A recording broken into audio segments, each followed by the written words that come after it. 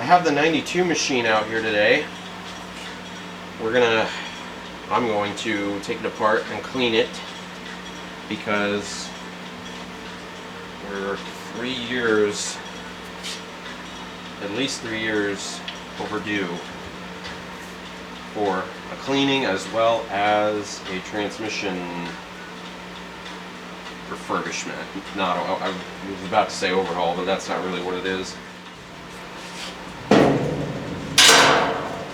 And yeah, pull this out of the way because we don't need it for right now. But that, as you can tell, is very well overdue for a cleaning.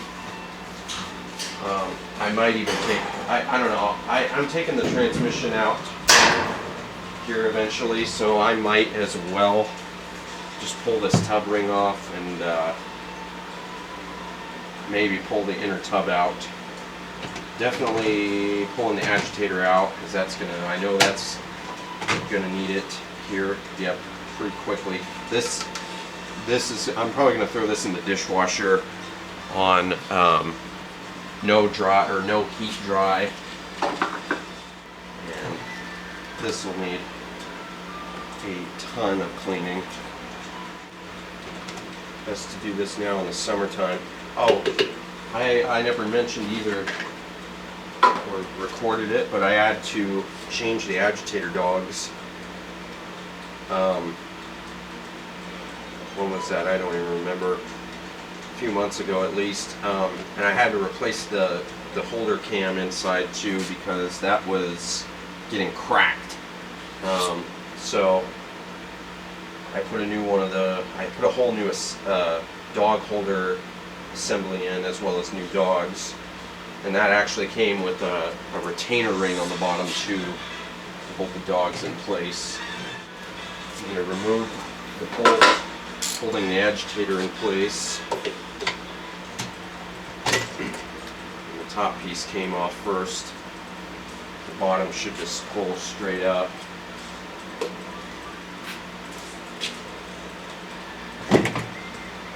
This one also has the metal retainer, the metal and plastic clips holding which keep the agitator from freewheeling in the tub while it's spinning, more so than not, or than if it were not there.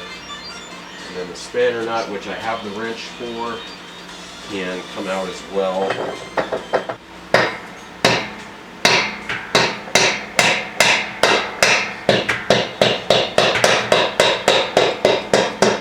The nut actually came loose on this one very easily.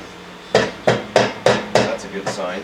Before I jinx myself though, see if the tub will be as easy to pull out. Sometimes you gotta really persuade it, rock it loose, all that good stuff. And if it won't come out as easily, then there is a secret method you can attempt. Looks like, unfortunately, this is going to be one of those cases where we'll have to apply some JK18 magic. So fold this over and place it over the edge of the tub like so. If you don't have one of these, if you have one of these, it kind of helps too to protect the porcelain of the tub better, but if you don't, then a towel will do that for you. So you just bang it on one side a couple times and then rotate it, go to the other side, bang it a couple times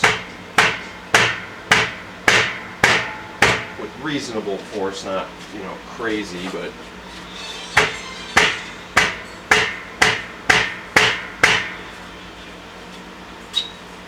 we'll see what that did. What did we say? Okay, so I credit JK18 for that idea, of course. That one is not not my own. So then let's see, the fill spout's got to come out. I'm going to have to figure that one out, why it's all like, there's all this like crystallization that's happening on this. So you can sort of see, like, if I get up close, all that like crystallization that's happening there. I've never ever seen anything like it. We'll just set this aside for now, and we'll pull this tub out.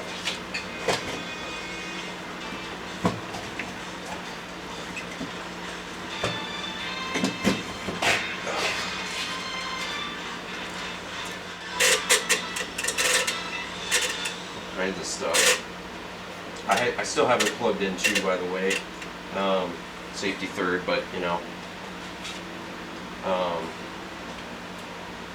Yeah, I'm gonna run the pump and get the rest of that water out. Whoa. Whoa.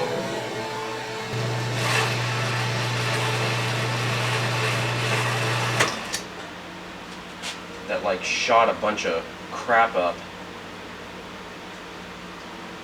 There's stuff all inside there that's like, yeah, I'm gonna have to pull the hoses off and probably clean the inside of the pump, clean the inside of the hoses. This is gonna be probably quite the extravaganza video. So yeah, there'll be a lot of fast forward editing and whatnot. That's what happens when you let your machine go as long as I have, and when you use a lot of cold washes and liquid detergent. Warm and hot water washes always do a much better job of keeping the machine clean. So that's why I'm glad we have a machine that has a warm rinse. Warm rinses especially too, they help immensely to keep the machine clean, and that's why I'm glad we have a machine that has all those options intrinsically. So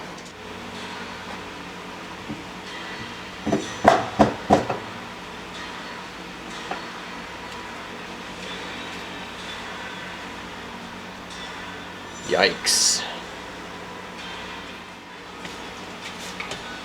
Time to remove the pump, motor, and transmission. And I do mean all three of those things. Because yes, it does look like I'm going to have to clean out inside this pump, probably inside the hoses too a lot, flush it out somehow.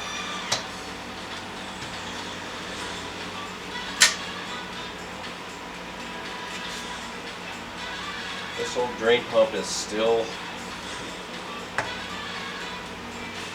working. You know, it is 30 years old now at this point. You'll need a nut driver. If I remember correctly, it's a 5/16.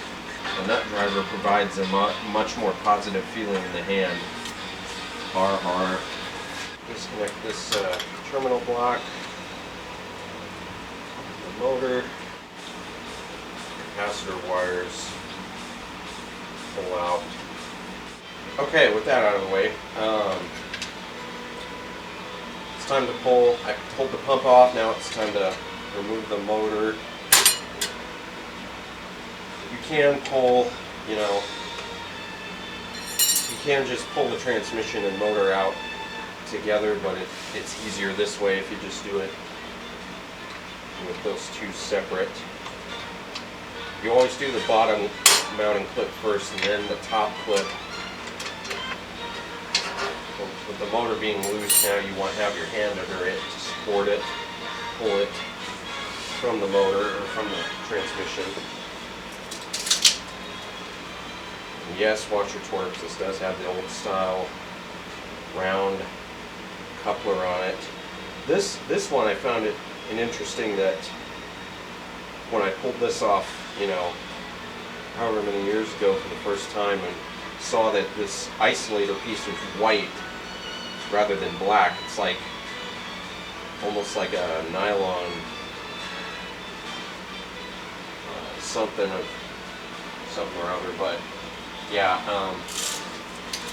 and the coupler is round. I have not had to replace a single part underneath here, you know, ever since I've owned this machine.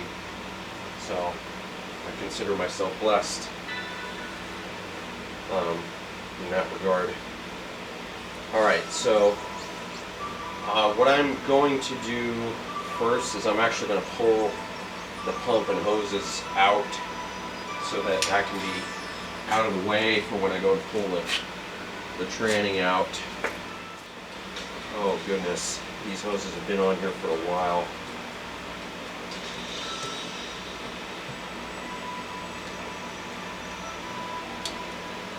If you can tell by the imprints on the hoses that these clamps have left, poor things.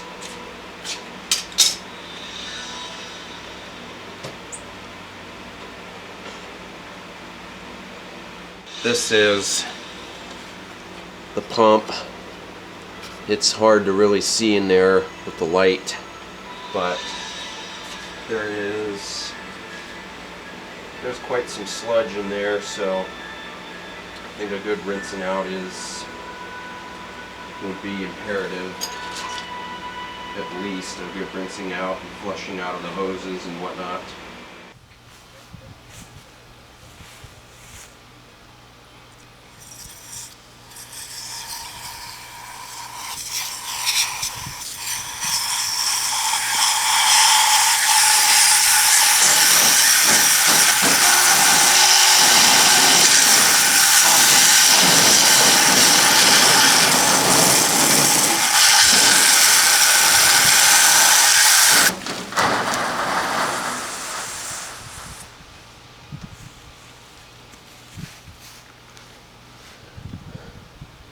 It's not perfect, but it was much worse before. Yeah? You helping?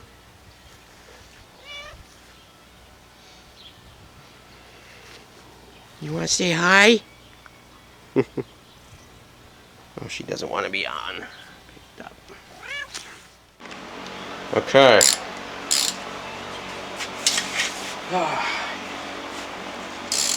The hoses and everything out of the way, we can pull this out now.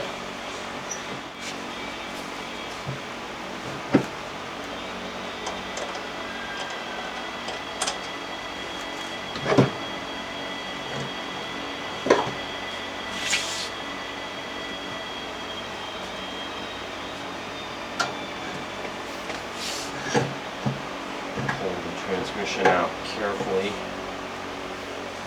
and set it aside. That will go on a vise so that it's secured upright and level. But in the meantime, these bolts here holding the motor plate, mounting plate, can come off so that they're out of the way.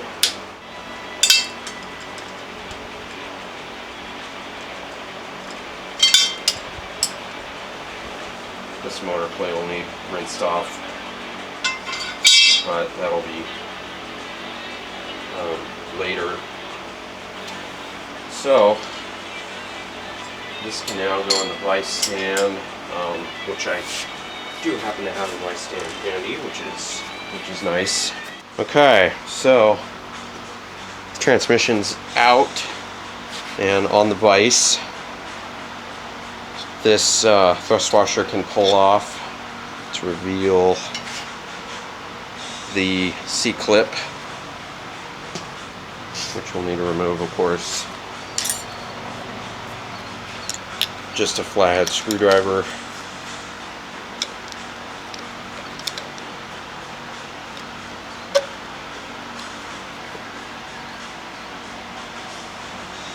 And then,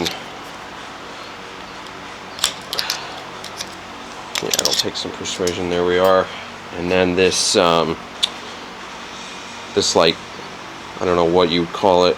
this retainer spring clip. I call it kind of, I kind of call it a Q clip, because that's kind of just what it seems to be to me anyways. If you had like a standard flat screwdriver, it'd be better, but just right now I'm using what's handy. This will spring out and will go flying if you're not careful, so just bear in mind when you take this out. Like so. That just slides up and off, and then the clutch comes off itself.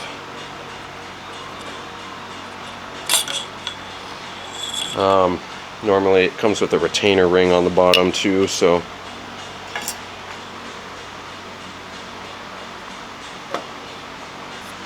this top cover will also need cleaned off before we remove it.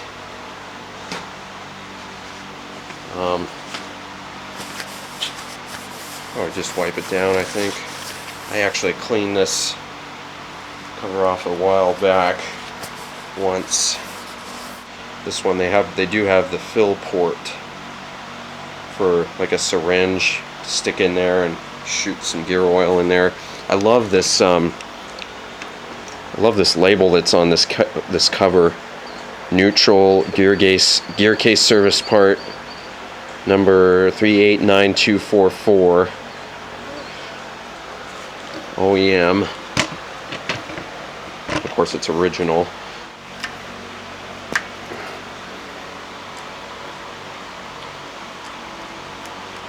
There are 1, 2, 3, 4, 5, 6, 7, 8 of these that we'll need to remove.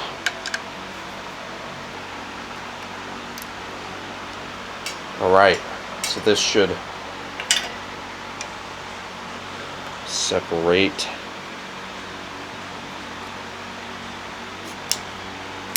Might have to go through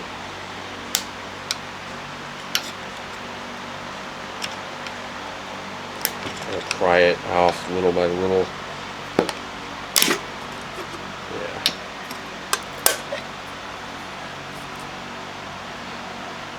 Okay, here we go. This is the first time I'm seeing the inside of this machine's transmission, so okay. Still got our oil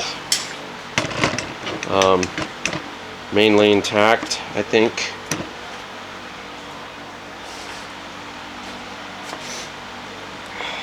So, which is a good thing. This is clockwise. I'm turning the coupler so it would be spin mode. This is, in fact, this is really the first time I've seen the inside of a transmission on a washer in real life. So there we go. I've always, this is stuff I've always seen on YouTube over the years, and ever since I was little, I've always been fascinated by it. I don't think we'll need to drain the oil necessarily.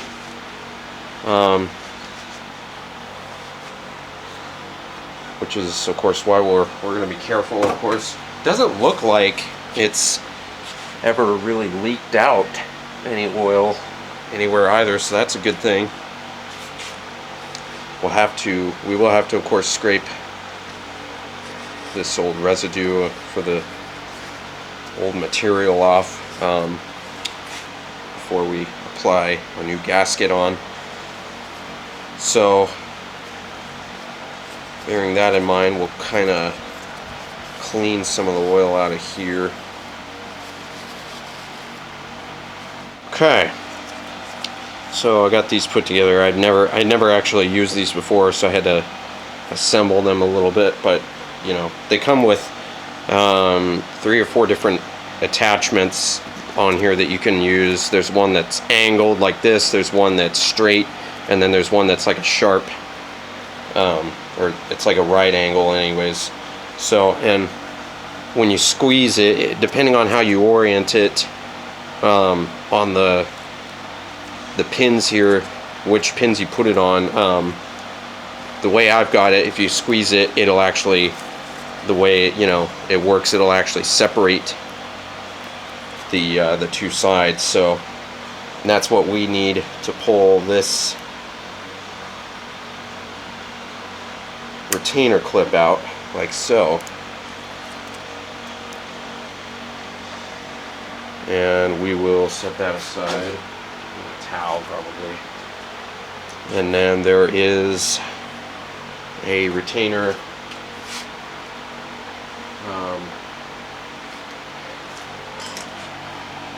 retainer washer, it looks like, that we'll need to, we'll just pry right up.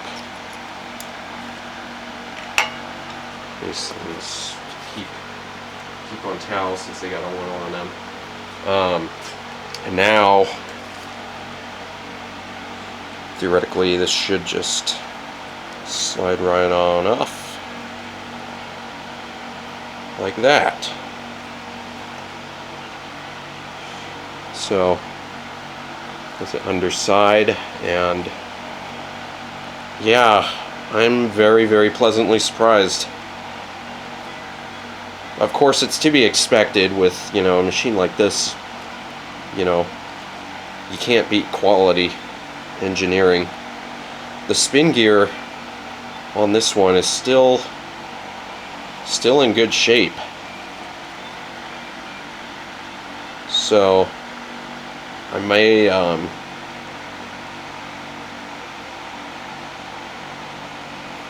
may just save this and just reuse it. So here's the new neutral drain part. Bought at OEM. I don't remember, I think it was off of Fleabay or something. I got it cheaper. That's the part number, made in US.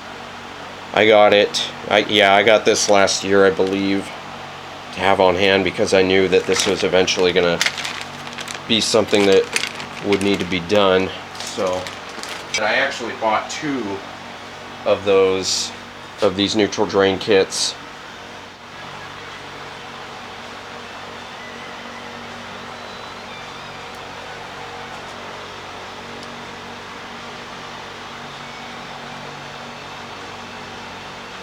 This is the old latch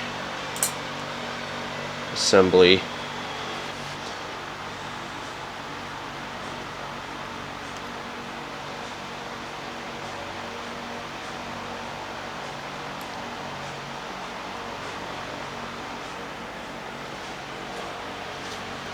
And we need an Allen key, so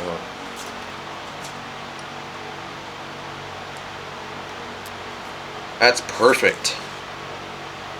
Now, trying to loosen this without turning it.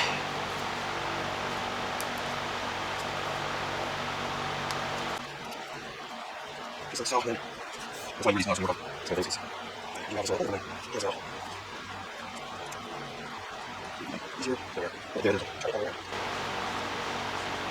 okay, screws out. Now this drain plate should just pull off like so, and don't do that. So these are the parts, old ones on the bottom, of course, and the new ones on top. So that's just the Allen key I used to remove the set screw there. It should also be noted too that when you buy a new neutral drain kit, it'll come with 2 different plates to put in, and you'll notice the difference between these 2 is that the one on the left's only got 1 hole drilled in, whereas this one, it has 2 extra holes drilled into it. And you'll just have to look at what your transmission has. When you take the parts out, what was in there before, and just go with whatever matches that.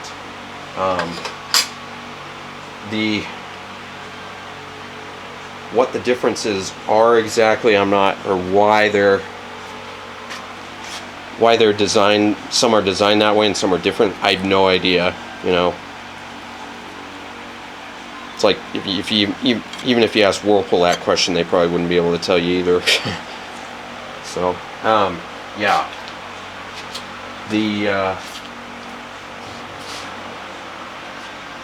it also comes with two different set screws, so I'll have to look at what the old one was, because it looks like two.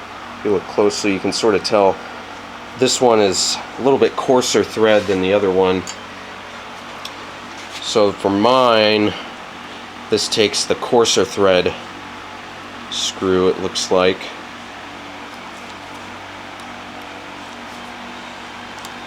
And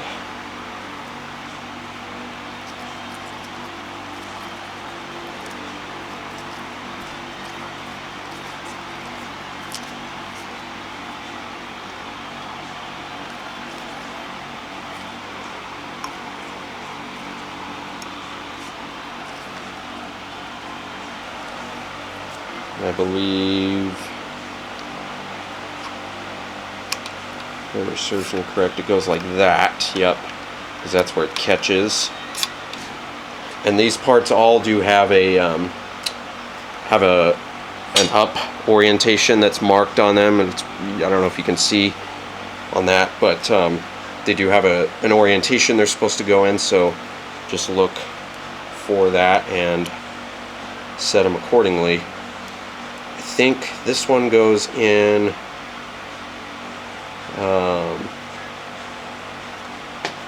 it takes a little bit of figuring out initially, right, because I had this upside down. So yeah, like that, because this spring is supposed to catch on that tab, of course. So and then the pawl will go in on this set screw, and again, this has an up orientation, so be sure to find that, and that'll sit like that. The spin gear just sits on top like so, and yeah, again, you'll have to spin it, turn it to kind of get it to seat down where it needs to go. That just sits on there like so. It's no muss, no fuss. This can go either which way, upside down, doesn't matter, but you will need those snap ring pliers to lock it back into place.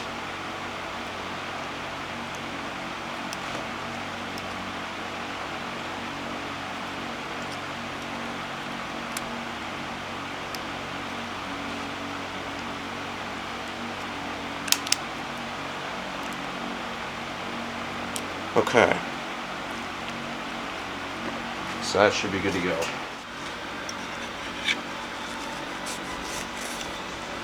Obviously, of course, when you scrape this all down, be careful not to get it in the oil.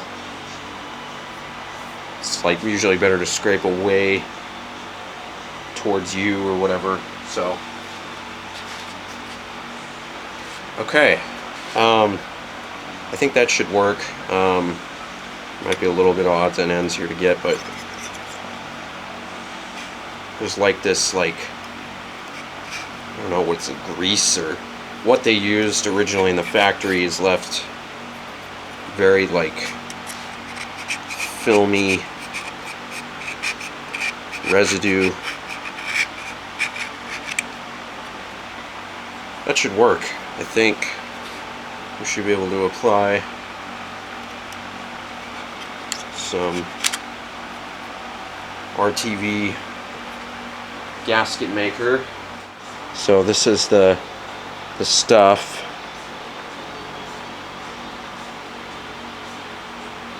The color, the camera makes it appear very orangish. It's about as red as it gets. This stuff ain't fooling around. Before I get too ahead of myself here, I'm going to clean the underside of the transmission housing cover. Okay, so now we can apply the sealant. Just nice bead all around. You'll kind of do it like this behind the screw holes, if that makes sense. So like that. And just go all around. This stuff is serious business. Just even looking at it, and the smell. I mean, it's silicone, sure, but you know, it says this is for, you know, this is for engines basically, and it says oxygen sensor safe, which, you know, means nothing for in this case, but you know, just means this is serious stuff. So it'll definitely work well for this application, I think.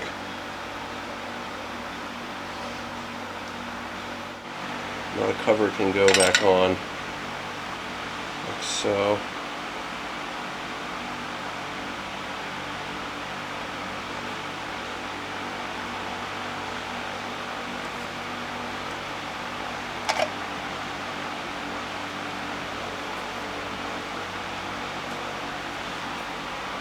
And you're going to see some excess come out in certain areas, and that's okay, but I mean, that means it's working. And then go ahead and reinstall the screws, and don't drop them.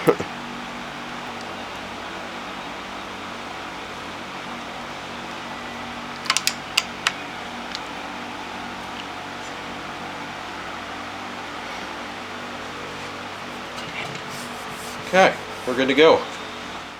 So here's the clutch. It's the original clutch with it's got 6 pads on the lining. If you can see that, and they still have pretty good friction on them. It's very hard to turn them by hand.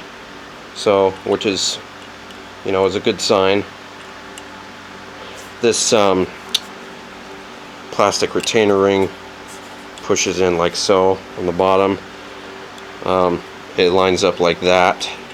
So you have the tabs on that kind of opposite these tabs on the clutch. If that makes any sense. So, and then this slides right on top, fits down onto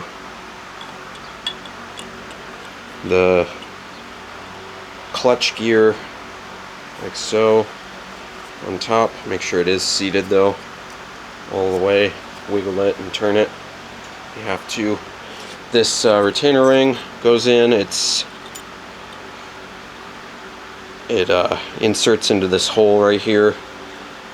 And with the help of a flathead screwdriver, you should be able to sort of spring it back into position here if you're careful enough. Unlike me, like that, because this is spring loaded. Anyways, yep, there we go. Then take your C-clip, and you can probably just push it in like that with the screwdriver if you're careful.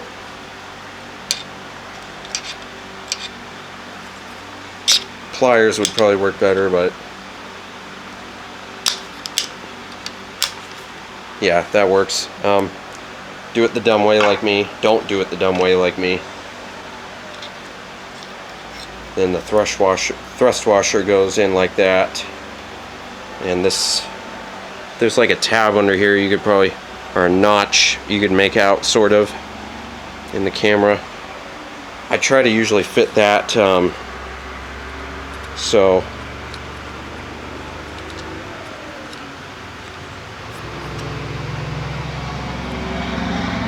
yeah, so this slot in the C-clip, I usually try to fit that notch in the C-clip or in the thrust washer inside of that so it doesn't turn.